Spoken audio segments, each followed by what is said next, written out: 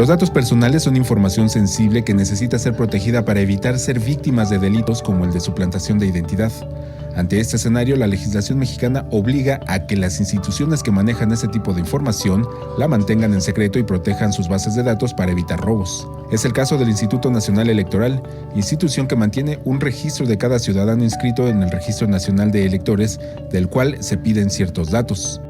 La ley nos obliga a tomarte la foto, la ley nos obliga a tomarte tus datos, la ley nos obliga a tomar tu firma y tu huella. Entonces, nosotros con eso hemos creado esta base de datos que ha estado protegida por el instituto, hay que decirlo. Los datos biométricos no han sido entregados nunca a nadie, ha sido una potestad del instituto. La información de cada ciudadano está protegida por la Constitución y otras leyes que garantizan que cada institución en el país cumpla con el resguardo de información.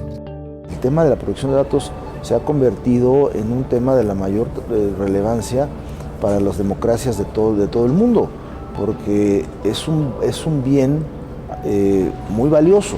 Los datos personales, los datos biométricos incluso son datos más sensibles. Entonces, por eso creo que el diseño institucional del país ha caminado hacia allá y son legislaciones que seguramente pues, serán perfectibles, están en evolución, pero que qué bueno que existen y qué bueno que nos obliguen a todos a normar cómo cuidarlos. Las bases de datos del INE sirven para ofrecer servicios de certificación de identidad a solicitud de instituciones financieras y siempre con la autorización por escrito de cada ciudadano. La información a cotejar se entrega al INE, quien no comparte información y solo emite un certificado de que la información coincide y efectivamente se trata de la persona que solicita la información. Sin autorización, ningún registro se comparte, una garantía que el instituto ofrece a los ciudadanos. De Información y Voz, Alberto Álvarez Santana, 21 Noticias.